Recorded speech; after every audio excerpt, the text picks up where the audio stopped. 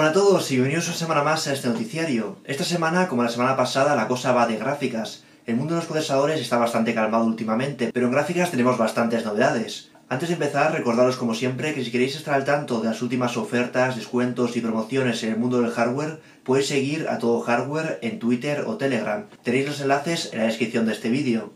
Y ahora sí, ¡empezamos!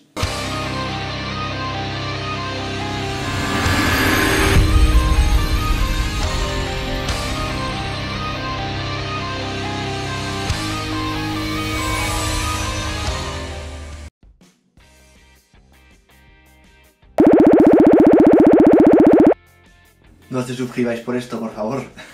Vamos a empezar por el mundo de las tarjetas gráficas, que es donde hemos tenido las novedades más interesantes esta semana. En concreto, lo más interesante es que sabemos ya prácticamente todo sobre la GTX 1660 Ti. Y a ver si consigo en este vídeo llamarla de esta forma, porque tengo metido en la cabeza el nombre de 1160 Ti y en los noticiarios anteriores siempre la he llamado así y no por su nombre real, que es GTX 1660 Ti. Sobre las especificaciones de esta gráfica ya sabíamos prácticamente todo. Está basada en arquitectura Turing, al igual que la serie 2000 de Nvidia. Sin embargo, se llama GTX porque no cuenta ni con hardware dedicado para Ray Tracing ni con hardware dedicado para inteligencia artificial. Vamos a tener dos modelos de esta gráfica, la GTX 1660 Ti y la GTX 1660, ambas enfocadas a la gama media y buscando reemplazar a la GTX 1060, la que ha sido la gráfica más popular de los últimos 2 años. La primera contará con 1536 CUDA cores y la segunda con 1280. La Ti cuenta con 6 GB de memoria GDDR6 y el modelo No Ti contará con dos versiones, una con 6 GB de memoria y otra con 3 GB de memoria. Ambos modelos utilizarán memorias GDDR5. Ese es un pequeño resumen de lo que sabíamos hasta ahora, y esta semana hemos conocido los últimos datos que nos faltaban. El primero, el rendimiento. La GTX 1660 Ti ha aparecido en el benchmark de Final Fantasy XV. Este es un benchmark que ya os he dicho alguna vez que no me gusta absolutamente nada, porque es un benchmark muy poco estable, donde las puntuaciones varían bastante cada vez que lo ejecutas, y es un benchmark extremadamente pro Nvidia. Las gráficas Nvidia en este benchmark rinden mucho más que las gráficas AMD. Desde luego no es el benchmark donde yo probaría estas gráficas, sin embargo por alguna razón todas las gráficas que se están lanzando últimamente se filtran primero en este benchmark. Supongo que porque automáticamente cuando pasas el benchmark se sube la puntuación a una base de datos, así que como se te olvide desconectar el PC de internet cuando pasas el benchmark se sube a la base de datos y la gráfica se filtra. Pues bien, esta semana ha aparecido la 1660 Ti y su rendimiento es ligeramente superior al de la GTX 1070, lo cual está dentro de las expectativas que teníamos sobre el rendimiento de esta gráfica. Sobre la GTX 1160 no tenemos todavía ningún benchmark filtrado, pero yo estimo que estará alrededor de la GTX 1060. Rendirá parecido, quizá un pelín más, pero por ahí andará. Pero para poder evaluar este rendimiento necesitamos saber otro dato muy importante, que es el precio. La GTX 1660 Ti parece ya prácticamente confirmado que tendrá un precio de partida de $279, lo que en España se traducirá en unos 290-300 euros. Aunque como ha pasado con la 2060 y el resto de gráficas Turing, muy probablemente solo veamos a este precio las gráficas Founders Edition que vende Nvidia directamente en sus tiendas. La 2060 está por 359 euros en la web de Nvidia, pero los modelos de ensambladoras en tiendas se llegan a ver por hasta 450 euros. Con esta gráfica seguramente pase lo mismo. Si existe una Founders Edition, seguramente andará por ahí por los 290 euros en la web de Nvidia, pero cuando lleguen a las tiendas, las ensambladoras se buscarán aprovechar de la gente y las pondrán a 350 euros fácilmente. Parece que las ensambladoras todavía no se han enterado que el mercado de la minería de criptomonedas ya ha desaparecido. Nvidia debería aumentar el stock de sus Founders Edition porque muchas veces están agotadas para intentar evitar la estafa a las ensambladoras, porque directamente están estafando a la gente metiendo un sobreprecio brutal a sus tarjetas gráficas. Ganaron muchísimo dinero durante el auge de la minería y ahora quieren seguir manteniendo precios altos y unos sobreprecios brutales para intentar seguir ganando el dinero que estaban ganando antes. Lo único que están consiguiendo es que las gráficas Turing se estén vendiendo muy poco y encima estén haciendo que las Founders Edition este año se estén vendiendo muchísimo, cuando antes poquísima gente se las compraba. Así que al final se hacen daño a ellos mismos con este sobreprecio. Respecto a la GTX 1660 todavía no tenemos un precio de lanzamiento confirmado, aunque se rumorea que su precio debería rondar los $229, unos 230-240 euros en España. La GTX 1160 Ti, los primeros rumores decían que saldría a la venta el viernes pasado, sin embargo parece que se ha retrasado una semana su lanzamiento, y la nueva fecha de lanzamiento es el 22 de febrero, es decir, este mismo viernes. El modelo Noti saldría a la venta a principios de marzo. Mi opinión sobre estas gráficas ya lo he comentado en algún noticiero anterior. Tiene pinta de que van a ser algo parecido a la RTX 2060, gráficas que desde luego no van a ser para nada el mayor salto generacional que hemos dado en el mundo de las tarjetas gráficas, tampoco van a ser las mejores tarjetas gráficas calidad-precio del mercado, ni van a ser especialmente destacables, sin embargo van a mejorar lo que ya hay. Por más o menos el mismo dinero que te costaba hasta ahora una GTX 1060, te vas a poder comprar una gráfica similar a la GTX 1070. Así que en el mismo rango de precios damos un pequeño salto en rendimiento. Con la 1660 lo mismo, por el mismo precio que antes tenías una 1060 de 3 GB, ahora vas a poder tener una gráfica de 6 GB con un rendimiento igual o ligeramente superior a la 1060 de 6 GB. No es un salto muy grande, es decepcionante después de haber estado esperando ya casi 3 años a una nueva generación de gráficas, pero es un pequeño salto y son gráficas que mejoran lo que hay en el mercado, aunque al menos al principio van a tener una competencia bastante dura, porque las RX 580 y 570 de AMD se están viendo muy baratas. Las tiendas están haciendo liquidación de stock y se llegan a ver por menos de 200 euros. Yo de hecho me compré para mi PC secundario una RX 470 de 8 GB por 130 euros. Entonces va a costar comprarse una GTX 1160 cuando tienes por 50 euros menos una 480 que seguramente rinda parecido y tiene más memoria. Lo mismo con la 1660 Ti. Las Vega 56, que prácticamente seguro van a superar en rendimiento a la 1660 Ti, se están vendiendo últimamente súper baratas, entonces es una opción muy buena a tener en cuenta. Eso sí, estas gráficas son simplemente liquidación de stock y en un par de semanas o meses desaparecerán de las tiendas y no las volveremos a ver, pero al menos de lanzamiento van a ser rivales duros para estas gráficas de Nvidia. Si finalmente la 1660 Ti se anuncia este mismo viernes, en el noticiario de la semana que viene, bueno, más bien esta semana porque lo estoy subiendo el lunes, podremos ver ya todos los datos oficiales y sobre todo ver pruebas de rendimiento en benchmark que no sea en el Final Fantasy XV, que es lo más interesante, porque en cuanto a especificaciones y precios ya sabemos prácticamente todo. Así que la semana que viene seguiremos hablando de estas gráficas. Otro tema bastante interesante relacionado con Nvidia ha sido la implementación de DLSS en Battlefield 5 y Metro Exodus, más concretamente su implementación junto a la tecnología RTX. Yo la verdad es que tenía bastante hype por ver esta combinación de RTX y DLSS, pero parece ser que DLSS ha sido un completo fracaso en ambos juegos. Quiero subir un vídeo sobre DLSS en Metro y en Battlefield 5, pero no he tenido tiempo este fin de semana para probarlo. He tenido muchísimo lío y todavía no lo he podido probar. Pero simplemente echando un ojo a las webs que han hecho análisis y a las capturas que ha publicado la gente por Reddit y distintos foros, se ve que DLSS funciona terriblemente mal. Se pierde una burrada de nitidez. A 4K todavía tiene un pase, pero cuando lo activas a 1080p y 1440p se ve terrible. Mira esta comparación. Sí, mejora el rendimiento, pero es que no merece la pena la mejora de rendimiento que tienes comparado con la pérdida de calidad que tienes. De hecho, hay por ahí alguna comparativa que muestra que bajar la resolución del juego hace que ganes más rendimiento y encima se ve mejor. Yo creo que Nvidia tenía muchísima presión por meter ya DLSS en juegos y al final lo ha metido rápido y corriendo y ha acabado la cosa en desastre. Porque yo cuando probé Final Fantasy XV, DLSS iba bastante bien. Lo probé para la review de la 2060 y a 4K me dejó buenas sensaciones. De hecho, en objetos pequeños, cuando ponías 4K sin anti-aliasing se veían dientes de sierra que con DLSS no se veían.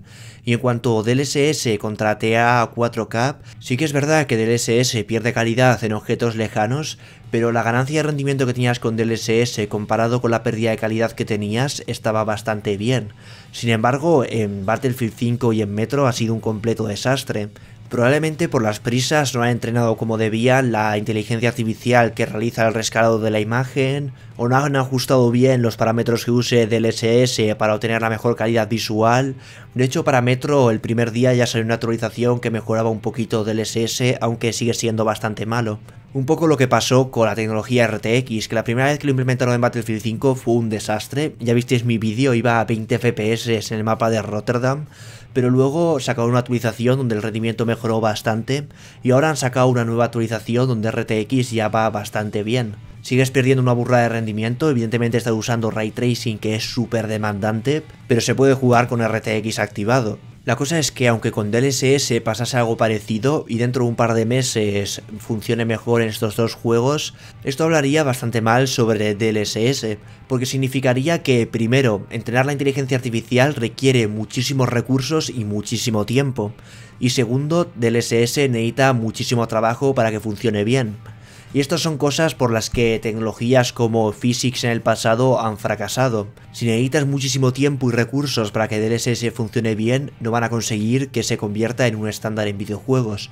Mucho menos si tienes que tener un super PC entrenando durante un mes para que DLSS funcione. Porque si Nvidia necesita utilizar sus superordenadores durante un mes para que DLSS funcione en un juego, lo van a utilizar 2 juegos al año. Habrá que dejar que pase un poco el tiempo para ver cómo se desarrolla esta tecnología, pero de momento las primeras impresiones sobre DLSS son bastante malas y puede ser que sea otra de esas tecnologías que acaban quedándose en el olvido. Otro tema del que se ha hablado bastante y sobre el que Nvidia ha hablado oficialmente es sobre que, por ejemplo, la 2080 Ti DLSS solo se puede utilizar a 4K y de hecho en Battlefield 5 solo puedes utilizar DLSS junto a RTX.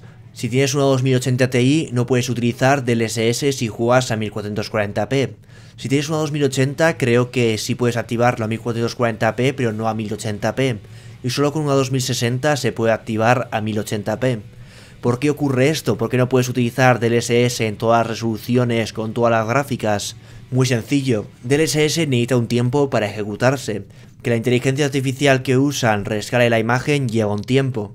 Imaginemos que son 5 milisegundos.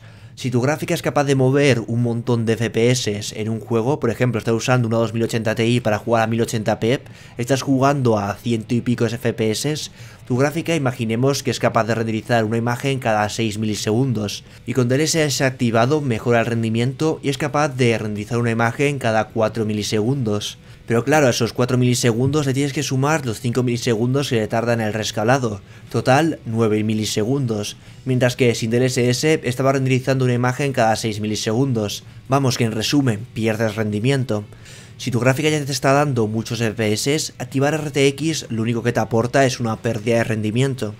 DLSS solo te puede aportar rendimiento cuando estás jugando por ejemplo a 40 FPS y quieres esa mejora de rendimiento extra para llegar a 60 FPS, pero cuando vas a 120 FPS DLSS no funciona. Por suerte para Nvidia, aunque DLSS ha fracasado, hemos tenido buenas noticias en cuanto a tecnología RTX. De primeras en Metro funciona bastante bien. De fondo tenéis un gameplay de Metro a 1440p con RTX activado usando una 2080 Ti. En el caso de Metro, a diferencia de Battlefield 5, no se utiliza para calcular reflejos, sino que se utiliza para la oclusión ambiental. Y RTX consigue mejorar la oclusión ambiental, por lo tanto mejora la iluminación del juego y la pérdida de rendimiento no es tan grande como la que veíamos en Battlefield 5. Tiene un rendimiento aceptable.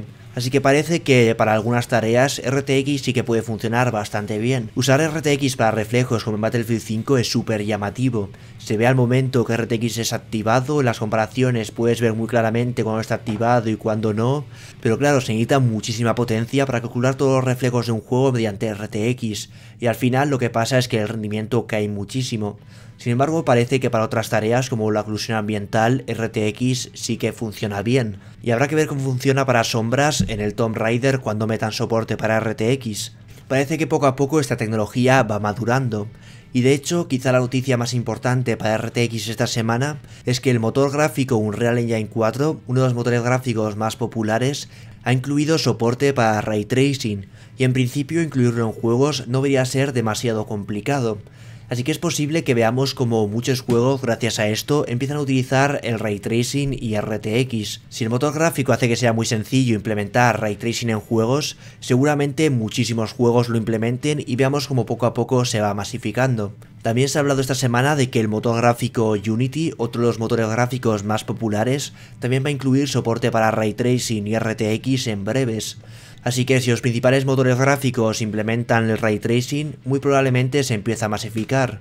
Y de hecho que todos los motores gráficos estén empezando a meter soporte para Ray Tracing también puede significar otra cosa.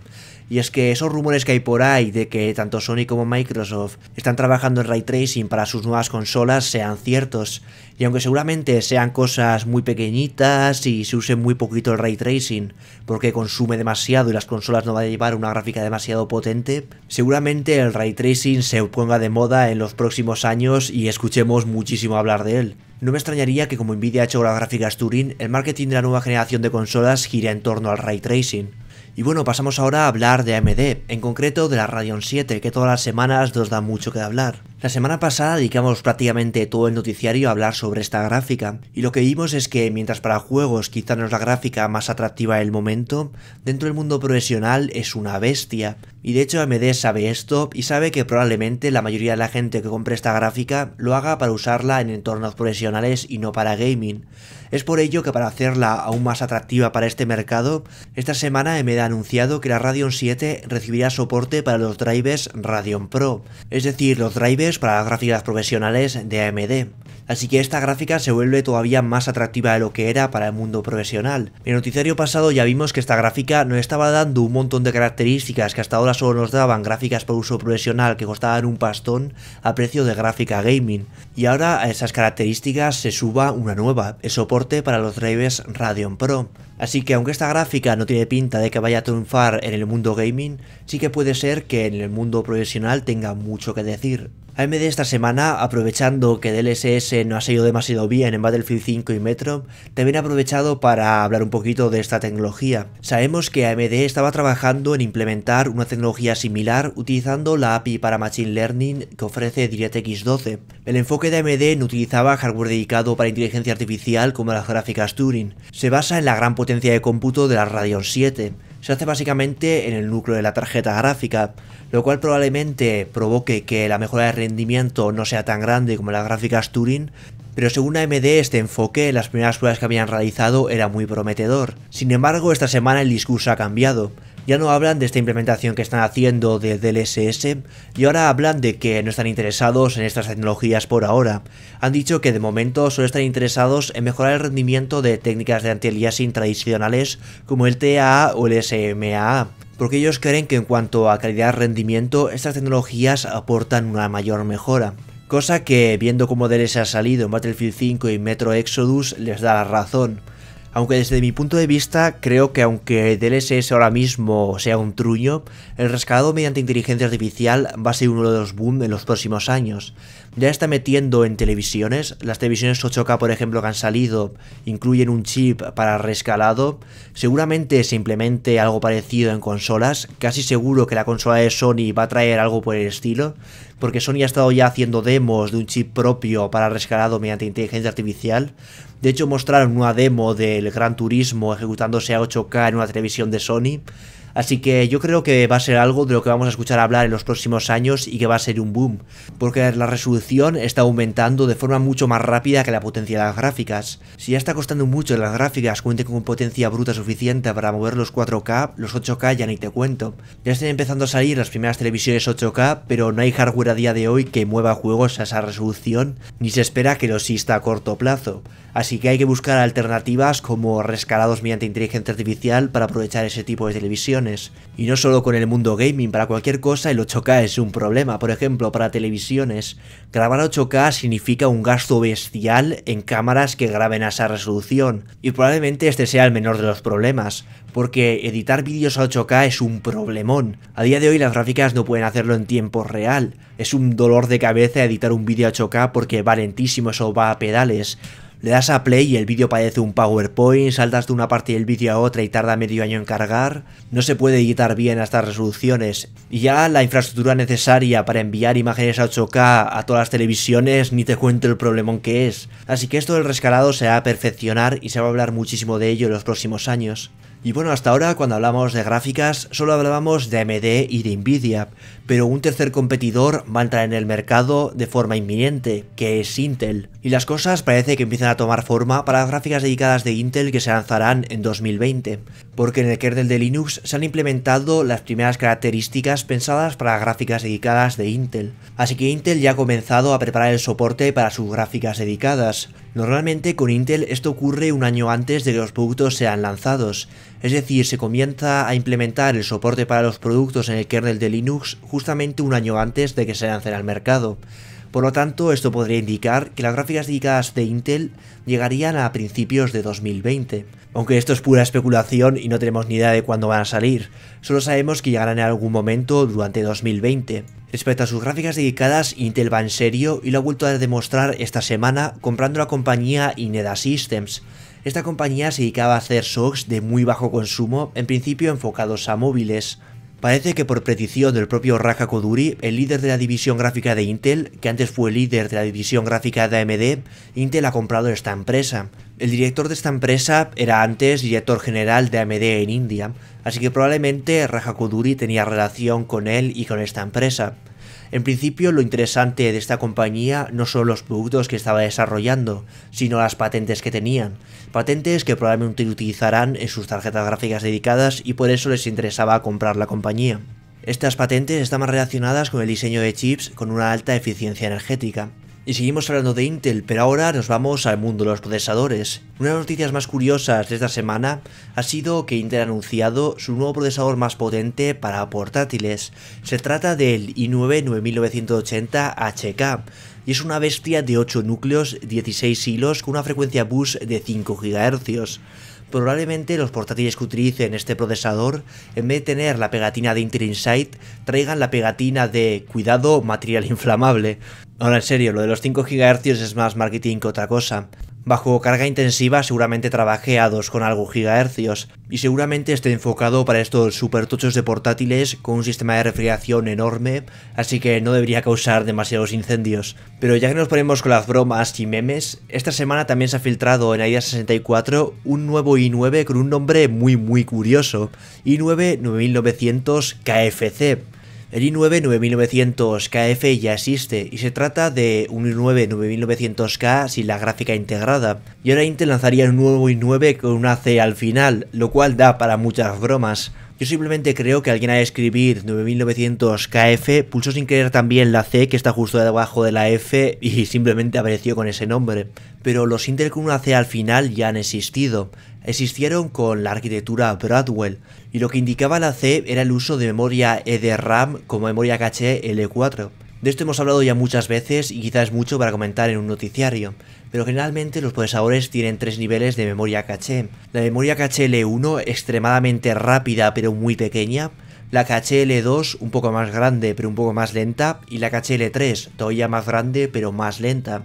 El procesador cuando necesita un dato primero accede a la caché L1, si no está en la L1 lo busca en la L2, si no está en la L2 lo usa en la L3. La idea es que intentemos que los datos que usa el procesador estén siempre en el nivel de caché más alto, porque de esta forma el procesador va a poder acceder de forma más rápida a estos datos y más rápido va a poder ejecutar las instrucciones. En el peor de los casos, los datos no estarán en ninguna de las memorias cachés, por lo tanto se tendrá que acceder a las memorias RAM, memorias que en comparación con la caché son extremadamente lentas. Sin embargo, Intel con la arquitectura Broadwell incluyó un cuarto nivel, la caché L4, que se trataba de una caché de 128 MB que era más rápida que la memoria RAM, una especie de nivel intermedio. La idea era utilizarla para la gráfica integrada del procesador y aumentar así su rendimiento. Sin embargo, resultó que esta caché L4 funcionaba muy bien en juegos, y de hecho en algunos juegos el i7 5775C funcionaba muy bien. Aunque este procesador era un poco un unicornio, porque prácticamente no se vio en ninguna tienda y poquísima gente lo tiene. Así que podría ser que Intel, para intentar mejorar todavía más el rendimiento de ese i9 9900K en juegos, decidiese sacar una versión con memoria caché L4. Aunque yo tengo mis dudas sobre esta filtración. Lo primero porque en la época de aquel i7 5775C era la época de las memorias RAM DDR3. A día de hoy las memorias RAM DDR4 son casi tan rápidas como la caché L4 de aquel procesador, por lo tanto su utilidad sería prácticamente nula. Y de segundo, me parece extremadamente poco probable que Intel lance un procesador que se llame KFC. No sé, lo normal para no coincidir con una marca tan conocida sería llamarle por ejemplo CKF o KCF o algo así. No poner la C al final y que se llame KFC. De hecho probablemente ni siquiera sea legal.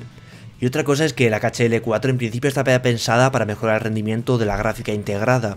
Y este i9 KFC, como lleva la F, no tendría gráfica integrada.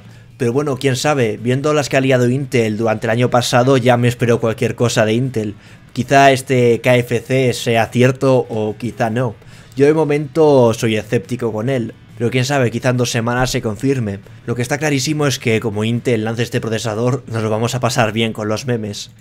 Y bueno, por último, esta semana también ha salido un rumor bastante interesante, pero que yo no sé muy bien de dónde ha salido y qué validez tiene.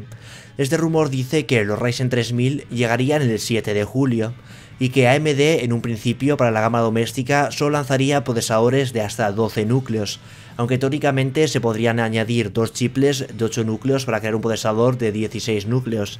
Las razones de esto serían primero por la disponibilidad de obleas. Los chiplets de 8 núcleos en un principio se dedicarían todos para los EPIC, y los chiplets defectuosos donde una parte esté dañada pero la mayoría de sus núcleos todavía funcionen, serían reutilizados para los Ryzen desactivando 2 de los núcleos. Por lo tanto, los Ryzen 3000 para la gama doméstica utilizarían chiplets de 6 núcleos, creando procesadores de hasta 12 núcleos. Otra de las razones sería que AMD no querría sacar todo lo que tienden desde un principio. Querrían primero lanzar los 12 núcleos, ver la reacción de Intel y después guardarse ese procesador de 16 núcleos como un as bajo la manga para lanzarlo más adelante. Este rumor también dice que Intel, para competir con este Ryzen de 12 núcleos, lanzaría para la gama doméstica un procesador de hasta 10 núcleos basado en la arquitectura Comet Lake, la que estrenaría el proceso de fabricación a 10 nanómetros y llegaría a finales de este año. Ambas afirmaciones tienen bastante lógica porque van un poquito con lo que sabemos hasta ahora. Por ejemplo, se han visto ya varias muestras de ingeniería de los Ryzen 3000 y todas ellas venían con 12 núcleos. No hemos visto todavía ninguna muestra de ingeniería de Ryzen 3000 con 16 núcleos. Sobre Intel también lleva rumoreándose durante bastante tiempo un procesador de 10 núcleos para la gama doméstica. Así que sí que estos rumores van un poco en la línea de lo que se lleva especulando durante los últimos meses, pero ya os digo que los cojamos con pinzas por ahora, porque su proveniencia es un poquito dudosa. Y bueno, con esto terminamos el noticiario de esta semana. Ya sabéis, si queréis estar al tanto de las últimas novedades, suscribiros al canal y si ya lo estáis, activad las notificaciones. Hasta el próximo vídeo. Adiós.